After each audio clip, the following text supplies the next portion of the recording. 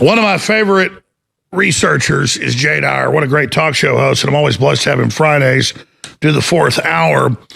And you have the ADL branding everything as if you don't support censorship and global government, the Ukraine war, you're anti-Semitic, Elon Musk is anti-Semitic, Donald Trump's anti-Semitic. It's preposterous. But what's the larger, from a guy that has written a bunch of best-selling books and has a massive library and it really mainly quotes the globalist, who's really in charge of the Jay, and what's going on with Judaism? Because we know Israel, 70% are against Netanyahu, but still he's in charge, or 70% are against Trudeau, but he's still in charge, parliamentary system. So I don't want to see as one block because the majority of them don't even like what Netanyahu's doing. I'm not even attacking Netanyahu. I'm just saying the bigger picture, deep distillation. I'm going to let you talk and just turn it over to you. You can change subject whenever you want. I won't be here anymore. I'm going to be listening. But obviously they're trying to put in front of the new order. They're trying to make it front and center. What do you make of that from your deep research? What do the globalist texts say, and what really runs the board?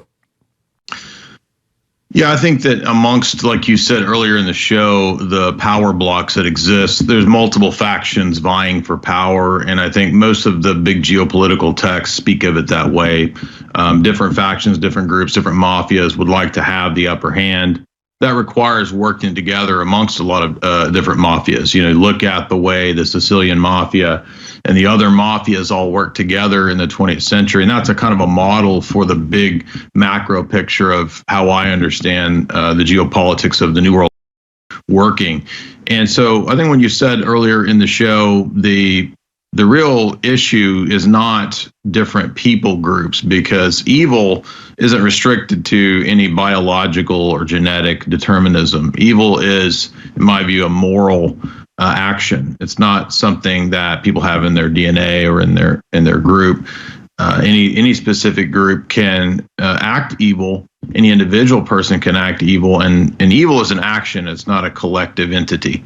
Evil is also something, like I said, that we do morally, and it pertains to spiritual realities, in my view. So I think the head of the New World Order ultimately is Lucifer, is Satan. And then underneath that power structure, you have these competing mafias that would like to have the upper hand. And if you look at, the modern nation state of Israel post Balfour and Sykes-Picot, this was really something that the British government helped to set up.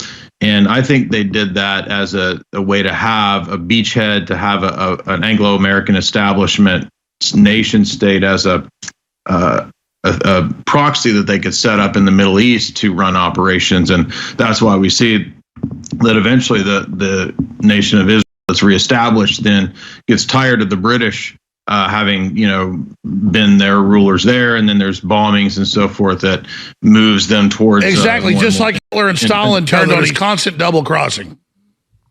Yeah, it's just, I think it's a way oversimplification to try to make everything about one of the mafias or one of the groups. There's always this coordination, and certainly there are very powerful groups in all of these areas. And when I read a lot of the texts of these people, like Brzezinski or David Rockefeller, they interpret and understand these kinds of distinctions amongst people groups or religions as pieces on the chessboard, as tools, right? So they're able to utilize these distinctions, and they can push these differences as techniques of divide and conquer, as techniques of dialectics, as you said earlier. How can we foster disagreements in the Middle East? Well, there's an ancient rivalry between Islam and Judaism, for example. If you look at in my research, I've gone really deep into the history of Islam in the last 4 years. Prior to that, I knew a little bit about Islam, but not a lot of it. I didn't know about a lot of the textual history, and a lot of what was actually in the Quran. And so I've gotten a lot deeper into that. And a lot of those texts bear a really fanatical hatred between Judaism and Islam.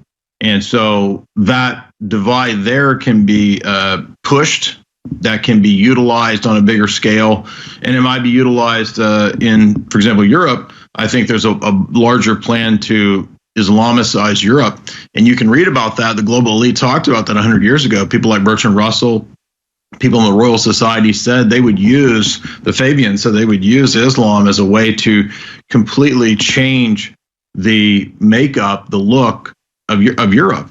Now, they're not doing that because they believe Islam. They just saw it as a way to change the existing Christian structure that was there, that they saw as a stumbling block. So when I look at people like, Tiny Mustache Man, and I read Dr. Carol Quigley as well as Anthony Sutton and multiple other texts, and if you read Brzezinski, he actually cites Anthony Sutton. So Brzezinski himself sees Sutton as a legitimate, valid source for this stuff. And Sutton and Sutton and Quigley talk about the Bank of England is who really sent money to. There's a whole section in Tragedy and Hope. It was I think Schroeder Bank. Alan Dulles had a role, I think, at Schroeder Bank. I think it's page 1059 or 1049 of Tragedy and Hope, discussing the fact that the Western elites, it's not just banking houses, it's also corporate industries that really helped to build up Hitler and his government.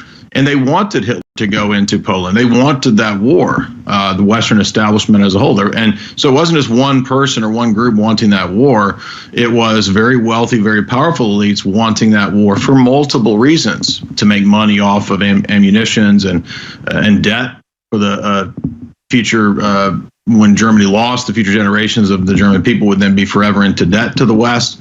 That's that whole World Bank, IMF model of perpetual generational debt enslavement.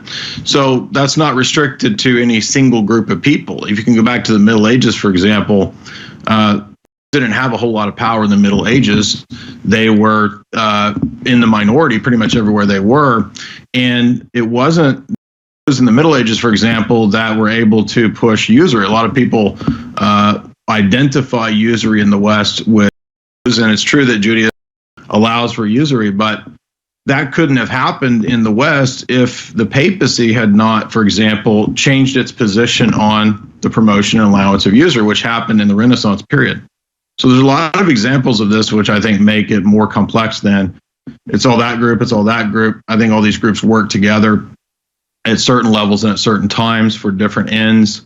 And I think that right now we're seeing a lot of powerful groups vying for control of the global power structure and all that. But I don't think that in the end, if you were in China, for example, it's true that, China has made deals with people in the Clinton administration back in the 90s. They made deals with the Israelis at different points. But I don't think that from the Chinese perspective, for example, they envision a future that is, I think they envision a future that's Chinese. Haven't they put out a document, explaining their long-term 100,000-year geopolitical plan for the dominance of China? So I think you're right to bring up that different power blocks have different motivations and different end games. And there can be, competing levels of power and influence in different ways. Now, certainly in the West, we see a lot of influence from, AIPAC and these kinds of things. But there's also a tremendous amount of influence from Islam, Saudi Arabia, Islamic banking, for example. People don't talk about Islamic banking. Banking is thought to be, just a Jewish thing, but actually there's a large, very powerful international Islamic banking structure. And that ties into the history of the funding, for example, of radical terror groups, the Muslim Brotherhood. Robert Dreyfus has a really good book on this called Devil's Game, for example. Mark Curtis has a really good book called Secret Affairs, which he's a Royal Society researcher. And I've done lectures through these books on my YouTube channel years ago. And these books really illustrate the way that the Western establishment has attempted to utilize radical Islam, not just going back to the divvying up of the Middle East through people like Lawrence of Arabia, but that same model is then adopted by the CIA post 1950s and 60s, when they discarded Pan-Arabism and then adopted the model of the British Empire of using radical Islam. So the British Empire had a strategy that they wanted to capture and control Mecca. That was one of the British imperial strategies there that had to do with competing with Ottoman Empire at the time. So when you think about big global empires, that I think helps especially in the 20th century, and which ones declined and which ones came to power. That helps us understand, I think, the nuance of not falling into the trap of thinking that everything is run by a single entity or a single group, even though you can have these entities with a lot of power and a lot of influence. So I wanted to talk today about something that ties in very well to what Alex was talking about earlier when he was discussing the dialectical manipulation. And there's a great article that was written several years ago over at Washington's blog, and it's basically just sort of taking a journey through all of the admitted examples of false flags. And when we look at all of these, what we're going to see is that this is not restricted to any single tribe or group of people. It's not restricted to Islamic governments. It's not restricted to the West. It's not restricted to Tiny Mustache Man. This is a technique, a tactic that's been used by governments and power structures, and conceivably even non-governmental actors, private groups, NGOs, think tanks, corporations. They might also be engaged in false flag operations. So today I want to talk about the 42 admitted examples of false flags, and we'll kind of work through these really quick, and you'll see that once we understand that this is a technique, we're going to be a lot more perceptive in decoding the supposed events that come out all the time that we're supposed to just accept at face value. And when we understand that there's a long history of false flags, we're not going insane, or we're not being tinfoil hat people when we consider the possibility of false flags.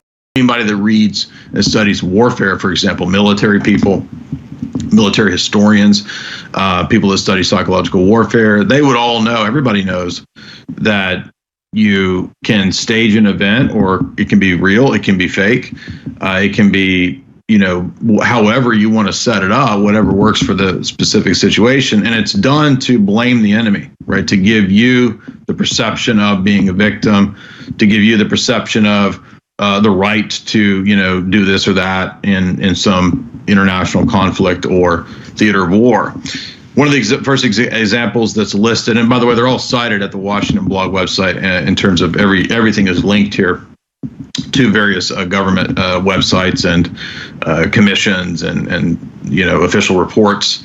Japanese troops, for example, in 1931, blew up a small train and blamed it on China in order to justify the invasion of Manchuria. This is known as the Mukden incident, or the Manchurian incident.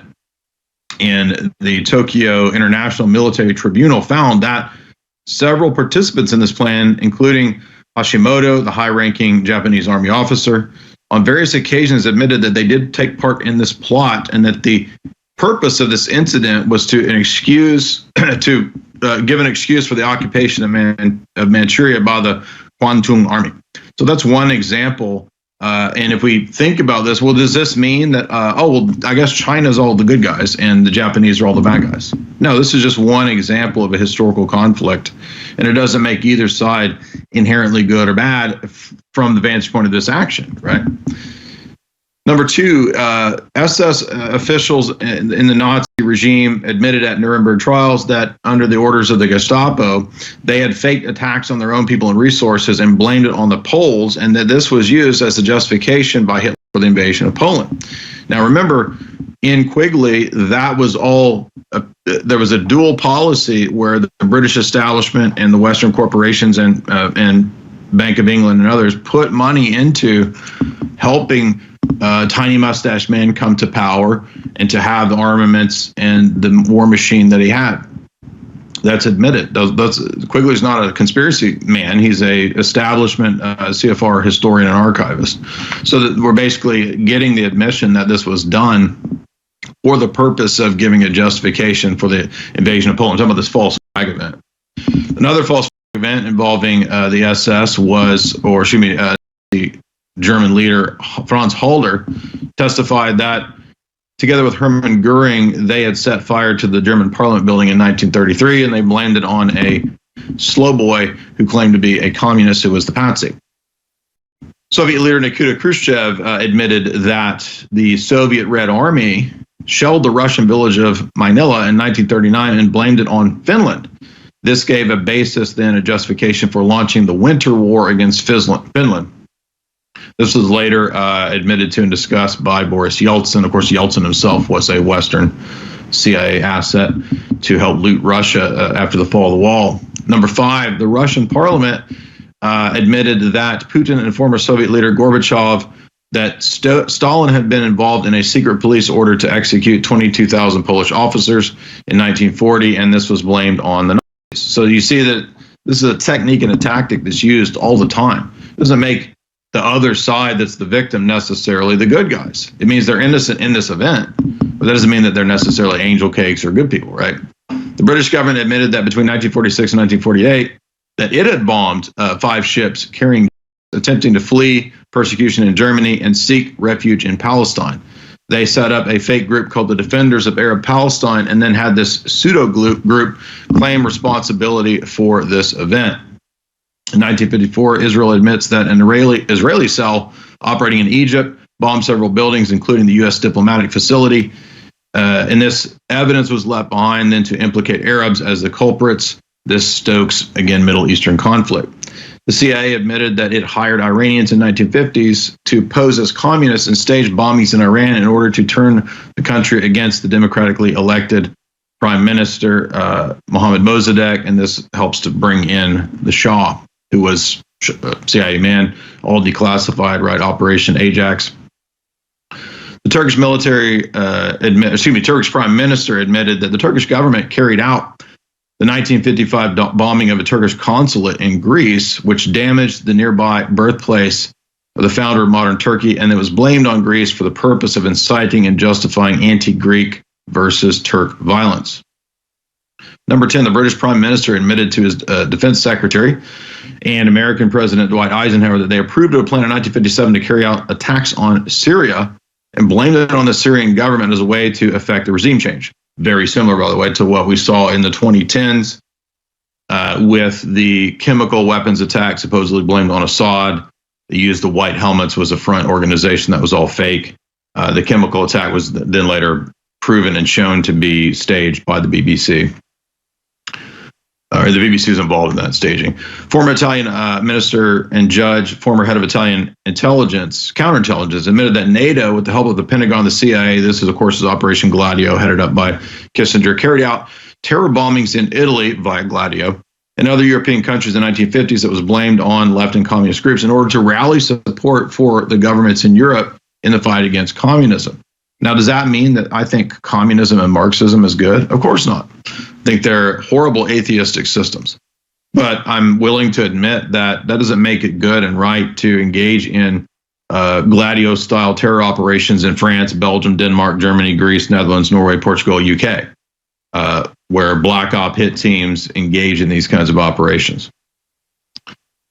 One participant in the Gladio operation said you had to attack civilians, people, women, children, innocents, in order to be an unknown people far removed from the politics. The reasoning was quite simple. This would then force the Italian public to turn to the state for greater security and against any notions of, quote, liberalism. 1960, American Senator George Smothers suggested that the U.S. launch a false flag on Guantanamo Bay, which then gave an excuse to hype up tensions and go to war with Castro. 13, the State Department showed that in 1961, the head of the Joint Chiefs of Staff and other officials discussed blowing up a consulate in the Dominican Republic to justify an invasion of the Dominican Republic. Plans were not carried out. However, they were discussed as serious proposals. Number 14, the U.S. government recently declassified documents in 1962 that show that the American Joint Chiefs of Staff signed off on a plan to blow up American airplanes and to commit terror acts on American soil, and then again blame it on Cuba and to justify an invasion of Cuba. That doesn't mean that I think Cuban communism or Castro is a good guy. I think he's a total globalist. This is just demonstrating that false flags are not foreign to the historical military record. They're actually pretty normal when it comes to how the state or how governance actually occurs. In the following ABC report, official documents show that the former Washington investigative reporter for ABC's World News Tonight with Peter Jennings discusses that American Airlines report. That was part of number 14. Number 15, in 1963, the U.S. Defense Department wrote a paper promoting attacks on nations within the Organization of American States, such as Trinidad, Tobago, or Jamaica, that would then also be falsely blamed on Cuba. So quite a few of these at that time period related to Cuba. Number 16, the Defense Department suggested covertly planting a person or paying a person in the Cuban Castro government to attack the United States. This would then give a justification again for some sort of operation against Cuba. Number 17, the NSA admits that it lied about what really happened in the Gulf of Tonkin. In 1964, there was a manipulation of data to make it look like the North Vietnamese had fired on the U.S. ship. This created a justification for the Vietnam War, and it was actually Jim Morrison of the Doors, his dad, Admiral Morrison, that was on the ship involved in that event. Number 18, U.S. Congressional Committee admitted that as part of its COINTEL program, the FBI used many provocateurs in the 1950s throughout the 1970s that carried out violent actions and falsely blamed it on political activists. Now, you might say, well, but those were radical leftists, and so maybe the system had to do that to shut down the crazy leftists. We understand that the system nowadays does the exact same thing to all of the right-wing groups that are out there. Number 19, a top Turkish general admitted that the Turkish forces burned down a mosque in Cyprus in 1970 and then blamed it on the Cypriots. The general explained, in this special war, acts of sabotage are staged and blamed on the enemies to increase public resistance. We did this against Cyprus. We even burned down a mosque.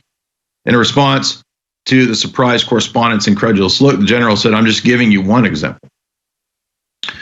German government admitted in 1978 that the German Secret Service detonated a bomb in the outer wall of a prison and planted the escape tools on the prisoner involved in the Baader-Meinhof Red Army faction, which the Secret Service then wished to blame the bombing on. Number 21, a Mossad agent admits, this is, I think, Viktor Ostrovsky's book, By Way of Deception. In 1984, Mossad planted a radio transmitter on Gaddafi in his compound in Tripoli, Libya, which broadcast fake terrorist transmissions recorded by Mossad in order to frame Gaddafi as a terror supporter. As a result, Reagan then bombed Libya afterwards. Number 22, South African Truth and Reconciliation Council found that in 1989, the Civil Cooperation Bureau, a covert branch of the South African Defense Force, approached an explosives expert and asked him to participate in an operation aimed at discrediting the ANC, African National Congress, thus framing the ANC. That doesn't mean, by the way, that I think the ANC is good. I think they're terrible, but the point is that this is just another example of operations. So we're through about half of the list. And when we come back from this break, we'll go through the other half of this list of 40 plus submitted on the show. I'm your guest host, Jay Dyer of Jay's Analysis. Welcome back to the show. I'm your guest host, Jay Dyer of Jay's Analysis, and we are working through the classic article that's over at Washington's blog that might have been forgotten. And since we're kind of in the week still, I guess you could say, of the remembrance of the Big 9 event from 2001, we're only a few days after that, I thought it would be good to rehearse this principle of flag operations and how that ties into what I was talking about today with dialectical manipulation. And number 23 is where we got to. An Algerian diplomat and several officers in the Algerian army admitted that in the 1990s, the Algerian army frequently massacred Algerian civilians and blamed Islamic militants for the killing. And that's actually in the French press that it's cited there. So again, all of these are mainstream sourced. They're not sourced from conspiracy websites. And I would add too that doesn't make Islamic militants or Islamic philosophy good. Remember that, again, this is a technique that any state or power can use as an opposition force. And even those not in power can conceivably use it. It doesn't have to be the state. It can be, small cells of guerrilla operators who do not have state power. They could also conceivably engage in this. Number 24, an Indonesian fact-finding team investigated the violent riots from 1998, which determined that elements of the military had been involved in provoking the riots, and thus it was a staged provocateur event, not an organic riotous event. Number 25, senior Russian military and intelligence officers admitted that the KGB was involved in blowing up a Russian apartment building in the 1990s. And this was blamed on the Chechens as part of the justification of an invasion of Chechnya. Number 26, the Washington Post admitted in 2002 that an Indonesian police and military killed American teachers in Papua in 2002 and blamed it on the Papuan separatist group in order to get that group listed as a terrorist organization. So this was done to just list this group and sort of out to ban them and get them shut down. Number 27, the well-respected Indonesian president admitted that the government played a role in the Bali bombings. Number 28, the BBC and New York Times and AP reported that Macedonian officials admit that the government murdered 7 innocent immigrants and pretended that these were Al-Qaeda cells to promote the war on terror in Macedonia. Number 29, senior officials in Genoa, Italy admitted that in 2001 at the G8 summit, the police, I believe, were involved in planting Molotov cocktails and the stage stabbing of a police officer to justify the violent crackdown of the G8 protesters. Number 30, the FBI admits that in 2001, the anthrax attacks carried out by one or more government scientists were actually U.S. government scientists. They were not Al-Qaeda operatives. 23, government officials also confirmed that the White House tried to link anthrax to Iraq, which was a false linking, and that was part of the justification for the Iraq war. Number 31, the U.S. blamed Iraq for playing a role in 9/11. This was shown by a memo from the Defense Secretary as one of the main justifications for the Iraq war. However, after Cheney and others had claimed this, there was no evidence or proof that Iraq had any involvement whatsoever in the 9/11 events. Number 32, former Justice Department lawyer John Yoo suggested in 2005 that the U.S. should go on the offensive against Al-Qaeda and use intelligence agencies to create fake terror cells and organizations that would have their own websites, their own recruitment centers, their own training camps, their own fundraising operations, which is kind of what ISIS and all of that is. So kind of spilling the beans there. Number 33, UPI, United Press International, in 2005, admitted, quote, U.S. intelligence officers reporting that some of the insurgents in Iraq are using Beretta 92 pistols. The serial numbers, however, have been erased. The numbers do not appear to have been physically removed. The pistols are actually seem to have come off of the line in production without any serial numbers. This suggests, according to some analysts, that the weapons were intended for intelligence operations or terrorist cells with substantial government backing. Analysts then speculated that these guns were probably delivered from either Mossad or the CIA. Analysts speculate that the agent provocateurs may have been using untraceable weapons, even as U.S. authorities used insurgent attacks against civilians as evidence of illegitimacy of the resistance. Number 34, undercover Israeli soldiers admitted in 2005 to throwing stones at other Israeli soldiers to blame on Palestinians, which was used as an excuse to crack down on peaceful protests of the Palestinians. Number 35, the Quebec police admitted in 2007 that thugs carrying rocks to a peaceful protest were actually undercover Quebec police officers. 36, at the G20 protests in London in 2009, British member of Parliament admitted to seeing plainclothes officers attempting to incite the crowd to violence. Number 37, Egyptian politicians admitted that the government employees looted priceless museum artifacts in 2011 to discredit protesters. Number 38, Colombian Army colonel admitted that his unit murdered 57 civilians and then dressed them in uniforms and claimed there were rebels killed in combat. Number 30, by the way, Operation Mincemeat or the Sinking of the Lusitania, these are other examples that are not on this list. Mincemeat, of course, is well known, and there's a whole movie about Operation Mincemeat, which came out fairly recently. That was involving Ian Fleming and others in setting up a staged dead body to mislead the German military. The highly respected writer for The Telegraph, Ambrose Evans Pritchard, this number 39, says that the head of Saudi intelligence, Prince Bandar, admitted that the Saudi government controls Chechen terror networks. Number 40, high-level American sources admitted that the Turkish government, which is a fellow NATO country, carried out chemical weapons attacks and blamed the Syrian government. High-ranking Turkish government admitted on tape plans to carry out these attacks and then blame it on Syria. Exactly. That's what I mentioned earlier. Number 41, the former Ukrainian security chiefs admitted that the sniper attacks, which started the Ukrainian coup, were actually carried out in order to frame others. So this relates directly to the war in the Ukraine. Back in 2014, the snipers, which riled up the crowd, the Maidan coup, and all that. That was actually engineered by the West.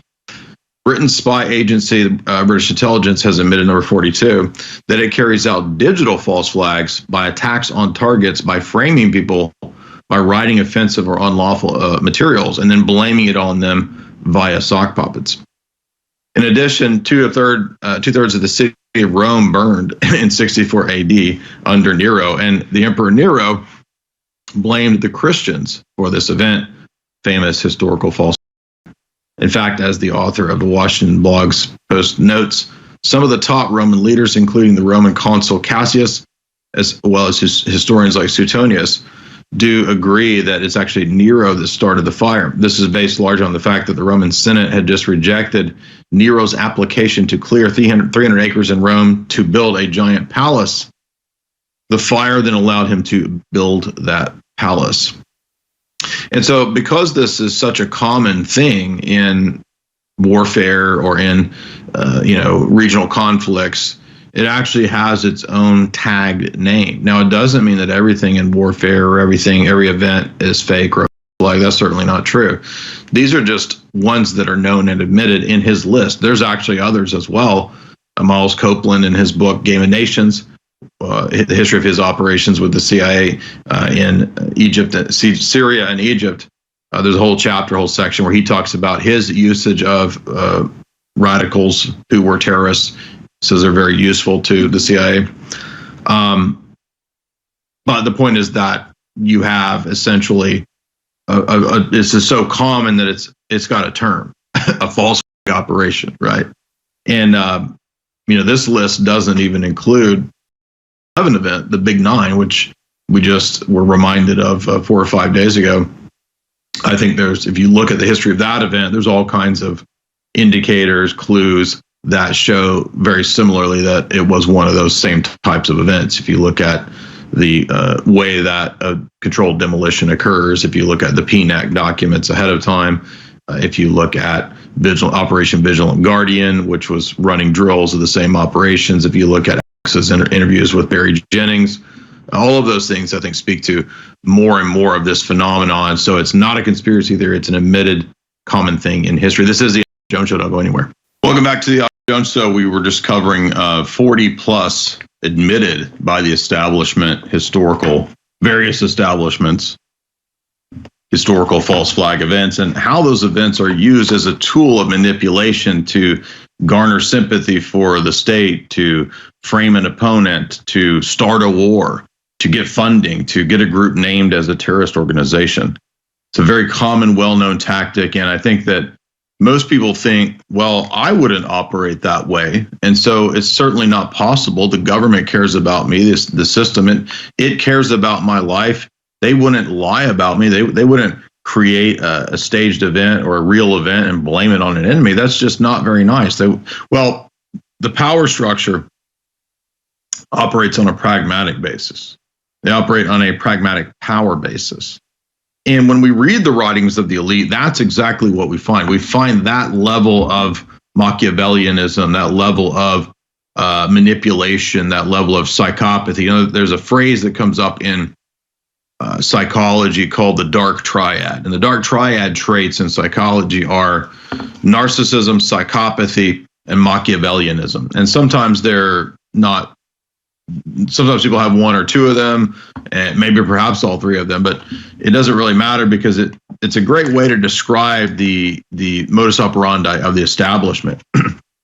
And, in today's discussion, there was a lot of concern about certain groups, but I want to give an example of somebody that many Israelis, for example, don't like. They don't like people like Zbigniew Brzezinski. And if you go and read a book like Between Two Ages, this is the book that when Henry Kissinger and David Rockefeller saw this text written by this young academic at the time in the 1970s, they said, here's a guy that we need to put in charge of some kind of group. And so in the early 70s, they put him in charge. I think 1973, they put Zbigniew Brzezinski in charge of the Trilateral Commission, which is one of these higher level steering committees peopled by a lot of people from the Council on Foreign Relations, which already existed since the 1920s.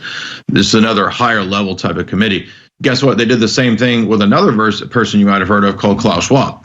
And so the Harvard project, headed up by Kissinger, said, take that Schwab guy, put him in charge of something.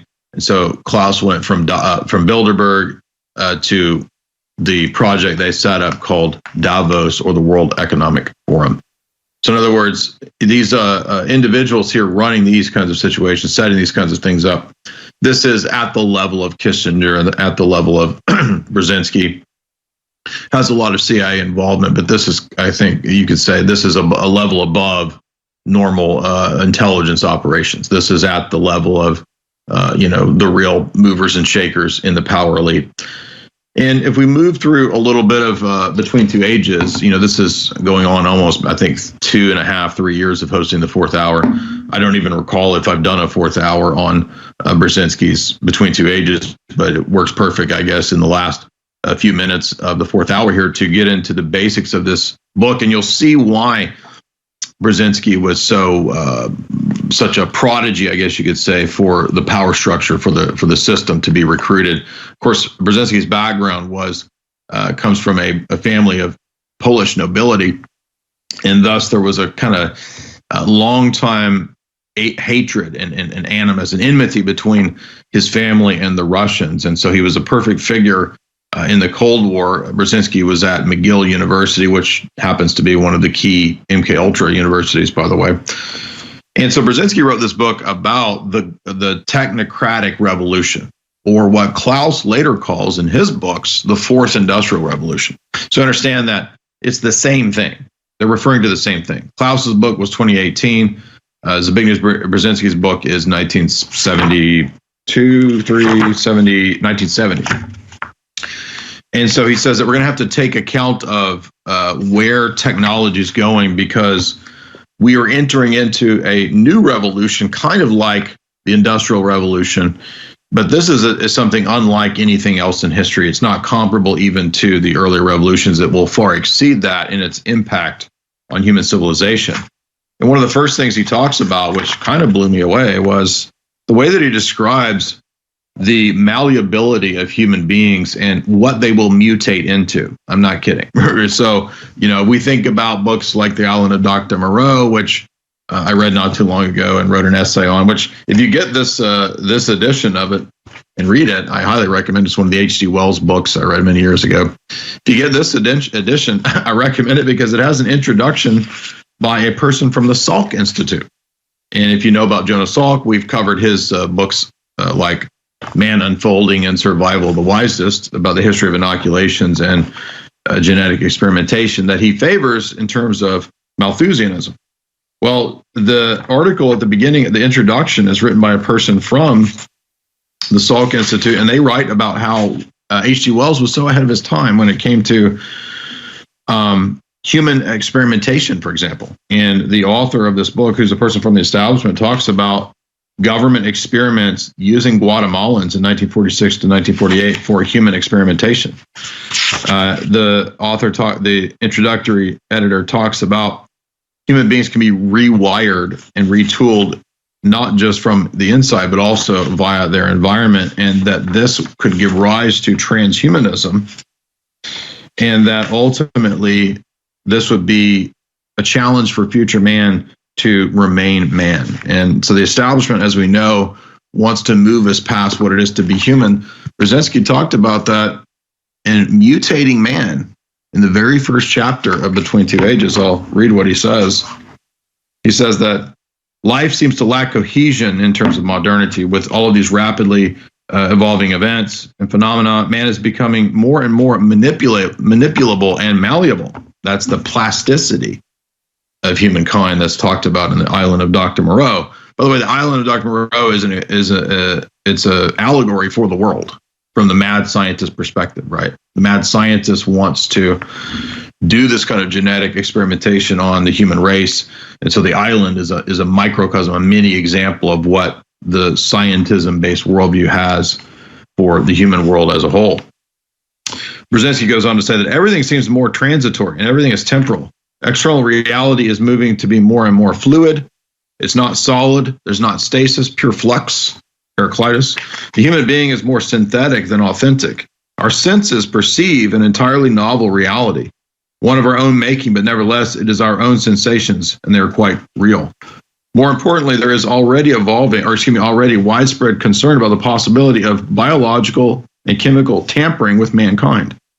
That is now, up until now, been considered the immutable essence. In other words, men were perceived to have a human nature that makes them man. And if GMO man, if Frankenstein man is the future, then that means that there is no human nature or essence. Man can evolve into anything.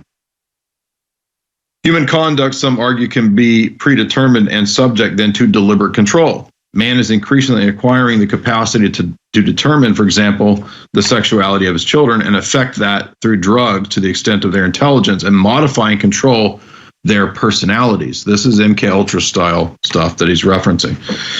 Speaking of a future at most only a few decades away, an experimenter in intelligence control asserted, I should say, quote, I foresee the time when we shall have the means and therefore the inevitability to and temptation to manipulate the behavior and intellectual functionings of all people through environmental and biochemical manipulations of the brain. That's MK Ultra on a mass scale. And that is from a publication that Brzezinski is citing called Computer Technology from 1968. And the use of holography could be used to create the sensations of living presences or alternate realities, as well as creating the actuality conversations by beaming lasers into the brain from a satellite. So he's talking about the possibility of Skynet mind control in the future. That's actually what it says. That's not me. That's Brzezinski citing that right there. You can read it for yourself. Not making it up. And this is not just some random guy. This is, right, he was a national security advisor to many presidents, Obama, for example. He then goes on to talk about other things like weather weapons. And he says that the future, we envision in the future a situation where even the weather can be modified and become a type of a weapon. And now remember, that doesn't exist. It's your conspiracy theory if you talk about that, even though it's in Brzezinski's book on page 57. But also, by the way, it does exist, and we have to do it to put it into climate change and the sun cooking us all, you see. So there's a lot more in that text. That's just a little introduction there to, again, how the establishment views humankind and what the possibilities are for human manipulation. And what better example of human manipulation than false operations? But it goes much further than that, because as Klaus and Brzezinski say, it'll be manipulation of the human genome itself. Head on over to my website if you want to support my work at jaysanalysis.com. You can buy my books in the shop.